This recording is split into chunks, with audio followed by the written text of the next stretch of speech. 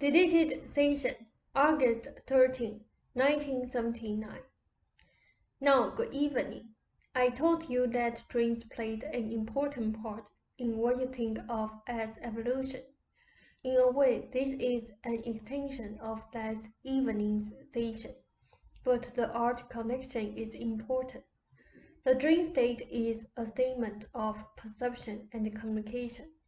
Men in one section of a continent dreamed of animals they had never physically seen, that inhabited other geographical areas. They dreamed of more fertile lands, perhaps hundreds or even thousands of miles in the distance. Their dreams incited them, then, toward physical exploration of their world. Art was often used in the way you are using it now, at least to some extent in your case, as a method of defining such dream images, which were not necessarily to be found in the immediate environment at all. Some cave drawings are an example. Art as painting or drawing was then an important element in what you think of as man's evolution. When several different persons of a given tribe, say, dreamed of and drew similar animal images, then the people began to look for the physical materialization. Men dreamed their own maps in the same fashion. One man dreaming perhaps a certain portion, and several dreamers contributing their versions. Drawing in sand in the waking state, or upon cave walls. Drawing and painting during such periods was considered both sacred and immensely useful at the same time. There is indeed a kind of communal dream life, then, in which each individual contributes, a dream life in which both living and dead play a part, in your terms. At its very heart, creativity of that nature is indeed both sacred and highly useful, and from that dimension of activity, all of the initial patterns for your highly technological society have come. Your society has emphasized and exaggerated the objective characteristics of life to such an extent, however, that art seems to be an aesthetic, fairly remote phenomenon, quite devoid from physical time. It might delight the eye as decoration, or cover a blank spot upon the wall. The Roman Catholic Church seized upon art, inserted its own strong symbolism, provided art with a recognizable religious, social, and political value.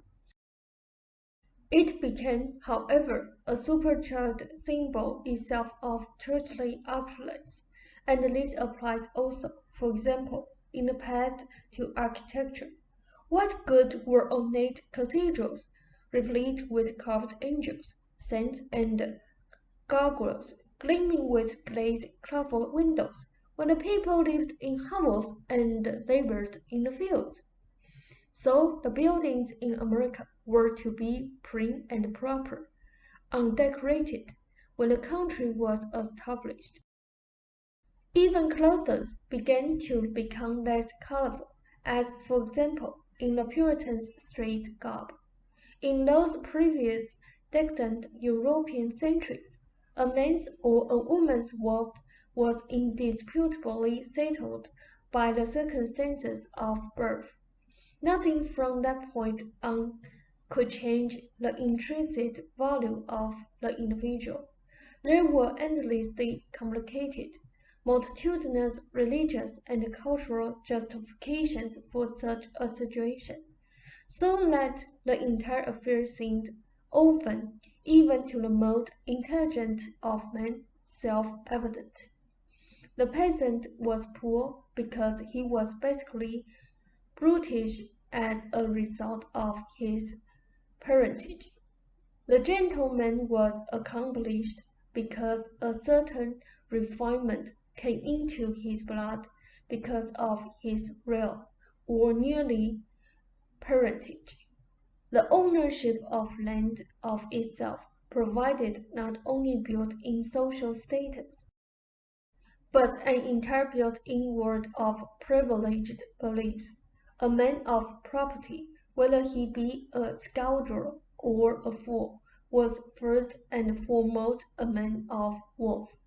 God made the wealthy and the poor, the privileged and the non-privileged, and therefore it was obviously up to man to continue that status quo. If a man had wanted, I am sorry, if God had wanted all men to be rich, he would have them all burned in castles. That was more or less the reasoning. When all that was changed, as indeed it should have been, the world underwent great changes. It may not have been much, but a German's son in the past would always be a German's son. He would follow in his father's footsteps. He was not of equal value with a prince, either of church or state. His position was a poor one, yet his freedoms and limitations were none, and his value, whatever it was accepted as his station in life. He might be a good German or a poor one, but a German he was. The world of art or literature, or music, or learning was closed to him. When your country began its own saga, each individual was to be considered equal, regardless of birth. Many of these same people had been denied advantages in Europe.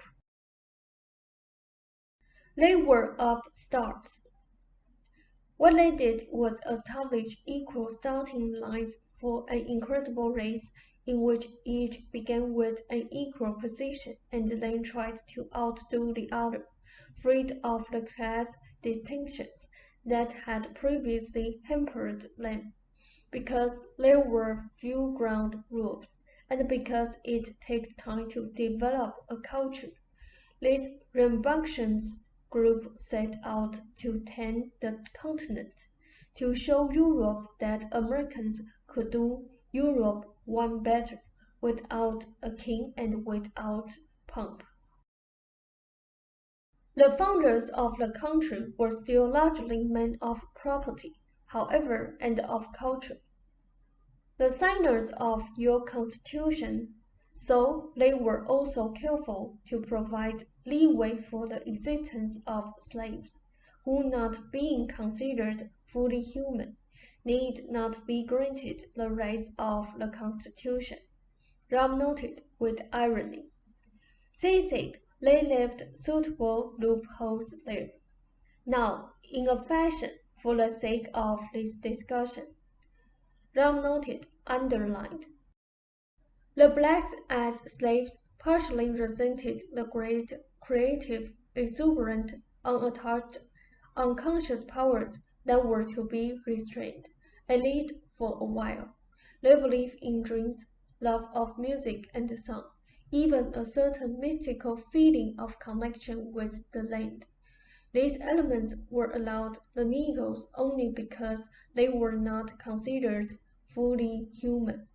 White men and women were not supposed to act like that.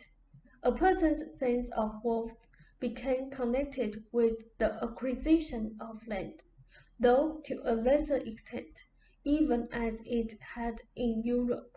Later, the acquisition of technologies, objects became an added embellishment.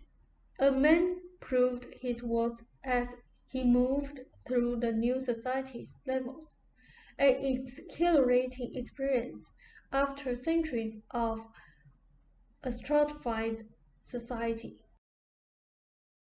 If men were considered equal, however, the ideas of Darwin and Freud can alone to alter the meaning of equality. For men were not equal in honor and integrity and creativity, or heroism. They were equal in dishonor, selfishness, greed, and equally endowed with a killer instinct that now was seen to be a natural characteristic from man's biological past. A man's purpose seemed to be no more than to put both together to make an automobile, to spend hours in a factory, working on an end product that he might never see. And because many such people felt that there was little intrinsic value to their lives, spent in such a fashion, they began to demand greater and greater compensation. They could then buy more and more products, purchase a house, and show through their possessions that their status meant that they must be the men of wealth that they wanted to be. All people want meaningful work. All meaningful work means in the meaningful and productive relationship between oneself and the natural world that contributes to both one's own survival and fulfillment, and to the survival and fulfillment of the natural world. In such a way, the individual, the society, and the natural world meet, merge, and contribute to each other's existence.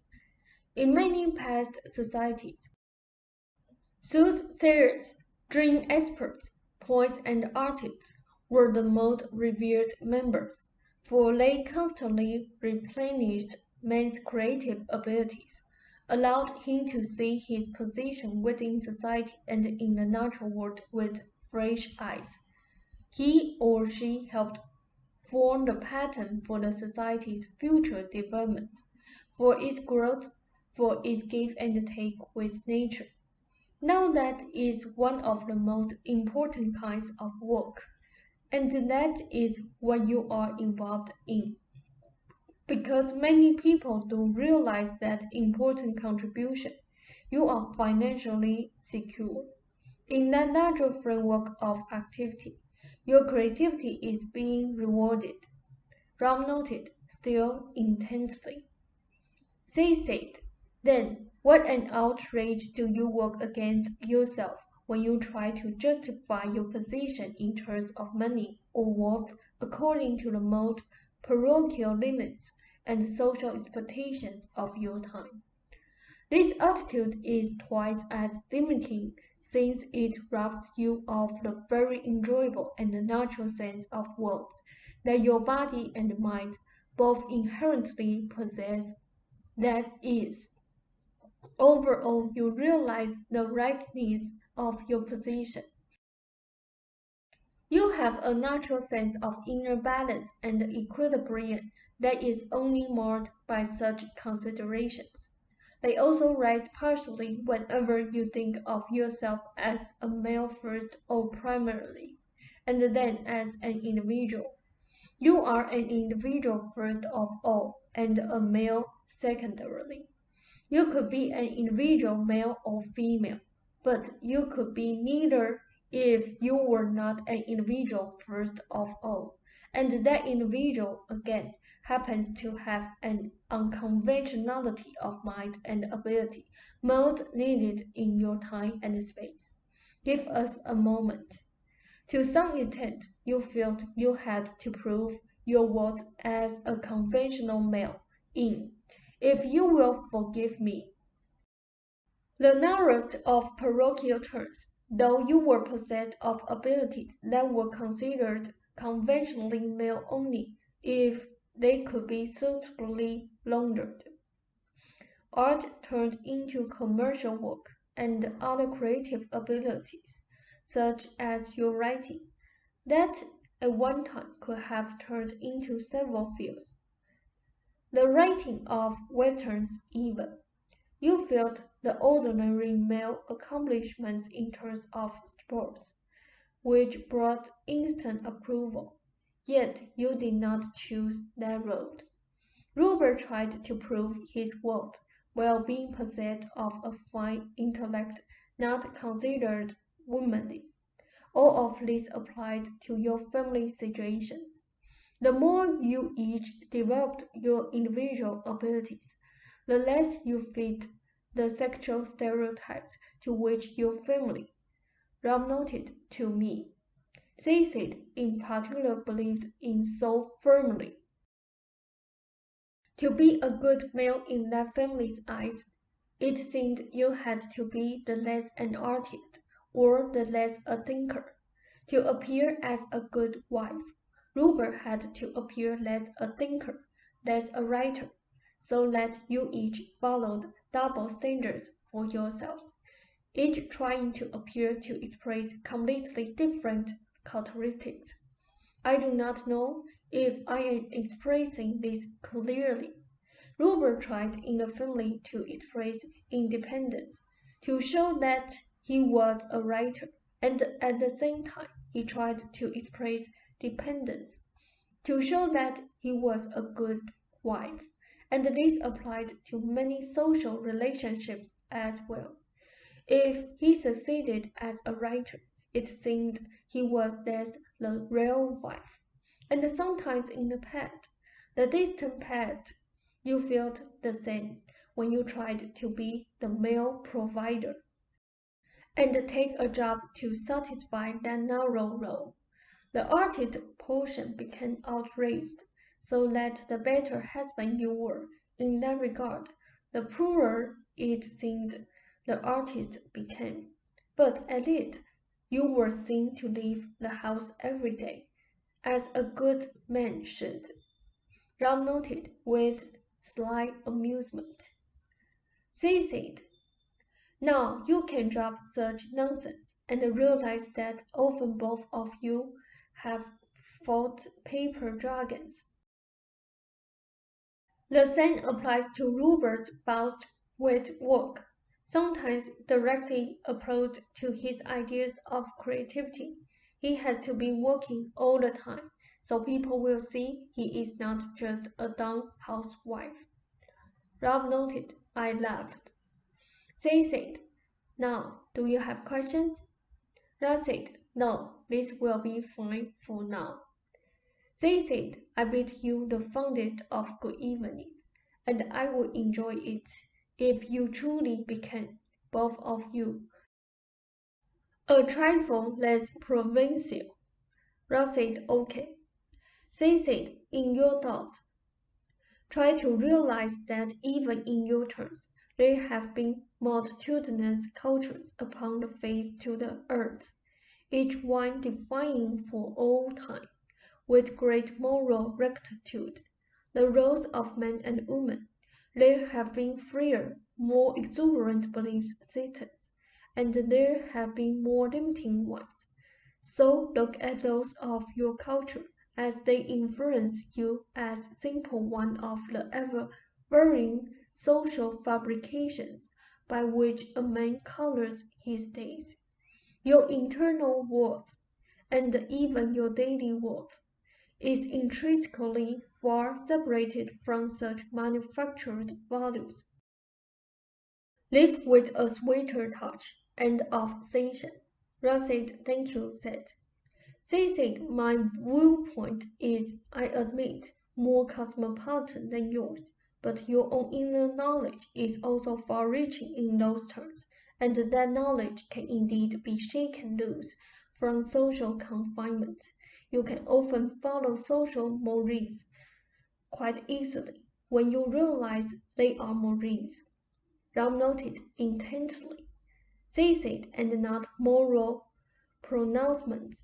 And that is all. I think you are learning." Rob said good night.